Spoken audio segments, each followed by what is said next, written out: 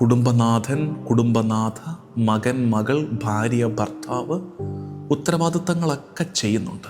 പക്ഷെ ഉള്ളിലെവിടെയോ സ്നേഹം വറ്റി വരണ്ടുപോയി. സ്വപ്നം കാണാനാകാത്ത വിധം ഹൃദയം വറ്റി വരണ്ടുപോയവരെ, ഈ അസ്ഥികൾ ഇനി ജീവിക്കുമോ?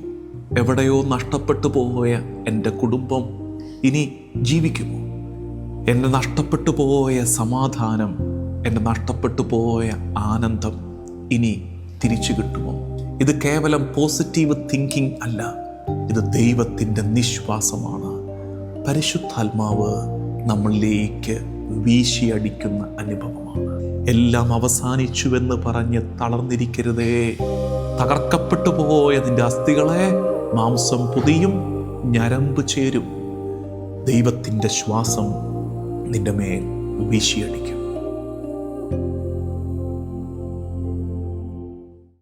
ഈശോ മിശിഹായ്ക്ക് സ്തുതിയായിരിക്കട്ടെ.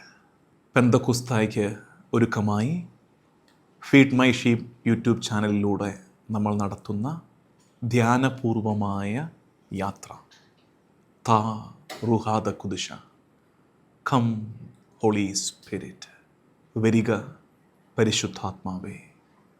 ഇന്നലെ ഒന്നാം ദിവസം നമ്മൾ കടന്നു പോകുന്ന ശൂന്യതയാണ് നമ്മൾ ധ്യാനിച്ചത്. ശൂന്യതയുടെ അനുഭവങ്ങളിലേക്ക് നിറയുന്ന പരിശുദ്ധാത്മാവിനെ നമ്മൾ തിരിച്ചറിഞ്ഞു, ആത്മാവിനായി ദാഹിച്ചു. ഇന്ന് യാത്രയുടെ ഈ രണ്ടാം ദിവസം നമ്മൾ പരിശുദ്ധാത്മാവിൻ്റെ മുമ്പാകെ കാഴ്ചവെച്ച് പ്രാർത്ഥിക്കുന്നത്, എൻ്റെ വരണ്ടുണങ്ങിയ അനുഭവങ്ങളിലേക്ക്, എൻ്റെ ഹൃദയത്തിൻ്റെ വേനലിലേക്ക് പരിശുദ്ധാത്മാവേ നീ വരണമേ എന്നാണ്. എൻ്റെ ഡ്രൈനെസ്സിൻ്റെ എക്സ്പീരിയൻസിലേക്ക്, വരണ്ടുണങ്ങിയ എൻ്റെ ജീവിതാനുഭവങ്ങളിലേക്ക്, ഹൃദയാവസ്ഥകളിലേക്ക് പരിശുദ്ധാത്മാവേ നീ വരണമേ എന്ന് പ്രാർത്ഥിക്കാം. ഇന്നലെ പറഞ്ഞ ചില കാര്യങ്ങൾ ആവർത്തിക്കുകയാണ്. ഇത് ഞാൻ സ്ഥിരമായി നിങ്ങൾക്ക് നൽകാറുള്ളത് പോലെ ഒരു പ്രബോധനത്തിൻ്റെ ശൈലിയല്ല, മറിച്ച് നമ്മൾ ഒരുമിച്ച് പ്രാർത്ഥിക്കുകയാണ്. ഞാൻ പറഞ്ഞു, ഈ വീഡിയോയിലേക്ക് നോക്കുക പോലും ചെയ്യണമെന്നില്ല, മിഴിപൂട്ടി പ്രാർത്ഥനയോടെ ഇരുന്നാൽ മതി. ഇന്നലെ ഈ ശുശ്രൂഷയിൽ പങ്കെടുത്തവർ പറഞ്ഞ ഫീഡ്ബാക്ക് ഈശോയ്ക്ക് നന്ദി പറയുന്നു. ചിലർ പറഞ്ഞത്, അച്ഛൻ പറഞ്ഞതുപോലെ കണ്ണടച്ചിരുന്ന് അത് കേട്ടപ്പോൾ കണ്ണ് നിറഞ്ഞൊഴുകുകയായിരുന്നു എന്ന്. മറ്റൊരാൾ പറഞ്ഞത്, അച്ചോ, പരിശുദ്ധ കുർബാനയുടെ മുമ്പിലിരുന്ന് ദിവ്യകാരുണ്യത്തിൻ്റെ സന്നിധിയിലിരുന്നത് പോലെയാണ്, ഒരു ആരാധന കൂടുന്നത് പോലെയാണ് ഞാനിത് കേട്ട് തീർത്തത് എന്ന്. പരിശുദ്ധാത്മാവ് നമുക്കിടയിൽ ഈ ദിവസങ്ങളിൽ ഈ ശുശ്രൂഷയിലൂടെ, താ റുഹാദ കുദിശയിലൂടെ പ്രവർത്തിക്കട്ടെ എന്ന് നമുക്ക് പ്രാർത്ഥിക്കാം. നമ്മുടെ വരണ്ടുണങ്ങിയ അനുഭവങ്ങളിലേക്ക്, എൻ്റെ മരുഭൂമി അനുഭവങ്ങളിലേക്ക് പെയ്തിറങ്ങുന്ന മഴയാണ് പരിശുദ്ധാത്മാവ്. എക്സ്റ്റേണലി നമ്മളൊക്കെ വളരെ ആക്റ്റീവായിരിക്കും. ഇത് കേൾക്കുന്ന നീ ഇത്തരം ഒരു അനുഭവത്തിലൂടെയാണ് കടന്നു പോകുന്നതെങ്കിൽ ഇത് നിനക്കുള്ളതാണ്. ഇന്നത്തെ ഈ രണ്ടാം നാൾ നിനക്കുള്ളതാണ്. അങ്ങനെ കടന്നു പോകുന്ന ഒരാളെ നീ അറിയുമെങ്കിൽ, അവരെ നീ പ്രാർത്ഥനയിൽ ഓർക്കുമെങ്കിൽ, അവർക്കായി ഇത് പങ്കുവെച്ചു കൊടുക്കണം. എക്സ്റ്റേണലി ആക്റ്റീവാണ്, പക്ഷേ ഇൻവേർഡ്ലി, ആന്തരികതയിൽ ഡ്രൈ ആണ്, വരണ്ട അനുഭവത്തിലൂടെ കടന്നു പോവുകയാണ്. കുടുംബത്തിൻ്റെ ഉത്തരവാദിത്തങ്ങളൊക്കെ കുടുംബനാഥൻ, കുടുംബനാഥ, മകൻ, മകൾ, ഭാര്യ, ഭർത്താവ് ഉത്തരവാദിത്തങ്ങളൊക്കെ ചെയ്യുന്നുണ്ട്. പക്ഷെ ഉള്ളിലെവിടെയോ സ്നേഹം വറ്റി വരണ്ടുപോയി. എക്സ്റ്റേണലി ആക്റ്റീവാണ്, ഇൻവേർഡ്ലി ഡ്രൈ ആകുന്ന അനുഭവം. പ്രാർത്ഥന ചൊല്ലിക്കൂട്ടുന്നുണ്ട്. എന്തോരം പ്രാർത്ഥനകളാണ്! ഓരോരുത്തർ പറഞ്ഞു തരുന്ന പ്രാർത്ഥനകൾ, വ്യത്യസ്ത രീതികൾ, ആചാര അനുഷ്ഠാനങ്ങളൊക്കെ പ്രാർത്ഥിക്കുന്നുണ്ട്. പക്ഷേ പ്രാർത്ഥന എനിക്ക് ഫീൽ ചെയ്യുന്നില്ല. എൻ്റെ ഹൃദയത്തെ പ്രാർത്ഥന തൊടുന്നില്ല. എൻ്റെ ഹൃദയം വരണ്ടുണങ്ങി വിണ്ടു കീറി കിടക്കുകയാണ്. പരിശുദ്ധ കുർബാന അർപ്പിക്കുമ്പോൾ ഗീതങ്ങളുടെയും പ്രാർത്ഥനകളുടെയും ഇമ്പം ഞാൻ ആസ്വദിക്കുന്നുണ്ടെങ്കിലും എൻ്റെ ഹൃദയഭാരം മാറുന്നില്ല. സമയം കൊല്ലിയായി പ്രാർത്ഥന കുർബാന മാറുന്നു. വീണ്ടും ഹൃദയം വരണ്ട് കിടക്കുന്നു. യുവജനങ്ങളെ, പ്രിയപ്പെട്ടവരെ, സ്വപ്നം കാണാനാകാത്ത വിധം ഹൃദയം വറ്റി വരണ്ടു പോയവരെ, നമുക്കൊക്കെ ഇന്ന് ഈ ധ്യാനം വരണ്ട അനുഭവങ്ങളിലേക്ക് വീശുന്ന പരിശുദ്ധാത്മാവിനെ ഒരുമിച്ച് ധ്യാനിക്കാം. ഇങ്ങനെയൊക്കെ ചിന്തിക്കുമ്പോൾ മനസ്സിലാക്കേണ്ട ഒരു കാര്യം, God doesn't fear our dry experience എന്നാണ്. പരിശുദ്ധാത്മാവ് നമ്മുടെ വരണ്ട അനുഭവങ്ങളെ ഭയപ്പെടുന്നില്ല. ദൈവം നമ്മുടെ വേനലിനെ, നമ്മുടെ വരൾച്ചയെ ഭയപ്പെടുന്നില്ല. മറിച്ച് ദൈവം എന്ത് ചെയ്യും? ദൈവത്തിൻ്റെ ആത്മാവ് ആ വരണ്ട അനുഭവങ്ങളിലേക്ക് പ്രവേശിക്കും. God enters into our dryness. നമ്മുടെ വരൾച്ചയിലേക്ക് ദൈവത്തിൻ്റെ ആത്മാവ് പ്രവേശിക്കും. ഇന്ന് ധ്യാനപൂർവം നിങ്ങൾ വായിക്കേണ്ട ഭാഗം എസക്കിയേൽ പ്രവാചകൻ്റെ പുസ്തകം 37-ാം അധ്യായമാണ്. സമയം പോലെ പിന്നീട് എപ്പോഴെങ്കിലും ബൈബിൾ തുറന്നു വെച്ച് പ്രാർത്ഥനയോടെ ഒന്നിരിക്കണേ. എസക്കിയേൽ 37-ാം അധ്യായം. അസ്ഥികളുടെ താഴ്വാരം. അസ്ഥികളേറെ ഇങ്ങനെ ആ മരണത്താഴ്വാരത്തിൽ കിടക്കുകയാണ്. ദൈവം ചോദിക്കുന്നു, ഈ അസ്ഥികൾക്ക് ജീവൻ വയ്ക്കുമോ? ഈ അസ്ഥികൾക്ക് ജീവൻ വയ്ക്കുമോ? Do these bones live? ഈ അസ്ഥികൾ ഇനി ജീവിക്കുമോ? ആ ചോദ്യം നമുക്ക് നേരെയും കൂടിയാണ്. ഈ അസ്ഥികൾ, വരണ്ടുണങ്ങിയ ജീവൻ നഷ്ടപ്പെട്ട ഈ അസ്ഥികൾ ഇനി ജീവിക്കുമോ? ഈ ചോദ്യം നമ്മുടെ ജീവിതത്തിലേക്കൊന്ന് കൊണ്ടുവന്നേ. എൻ്റെ കുടുംബം, ഹൃദ്യത, ഊഷ്മളത എവിടെയോ നഷ്ടപ്പെട്ടു പോയ എൻ്റെ കുടുംബം ഇനി ജീവിക്കുമോ? ഇനി വീണ്ടെടുക്കപ്പെടുമോ? എൻ്റെ നഷ്ടപ്പെട്ടു പോയ സമാധാനം, എൻ്റെ നഷ്ടപ്പെട്ടു പോയ ആനന്ദം ഇനി തിരിച്ചു കിട്ടുമോ? എൻ്റെ പ്രാർത്ഥനയിലെ അനുഭവതലം ഇനി എനിക്ക് തിരിച്ചു കിട്ടുമോ? പ്രാർത്ഥന എനിക്ക് അനുഭവവേദ്യമാകുമോ?